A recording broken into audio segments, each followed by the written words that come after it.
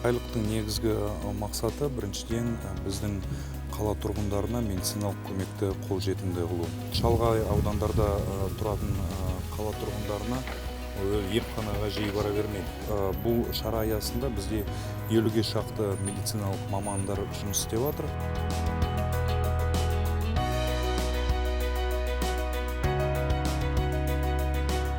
Көптеген осмотрдан өттім. Бұл шара қарт кісілерге өте ыңғайлы болды. Жас келгеннен кейін ауырмайтын жер жоқ. Аяғы ауырады, басқа ауырады. Біз енді анау жұлдызға барамыз, сол жерде тұрып, қанымызды тапсырып, оның нәтижесі 2 күннен кейін, 3 күннен кейін шығады. Сондықтан сразу шығарып бергенге біз қуанып қалдық.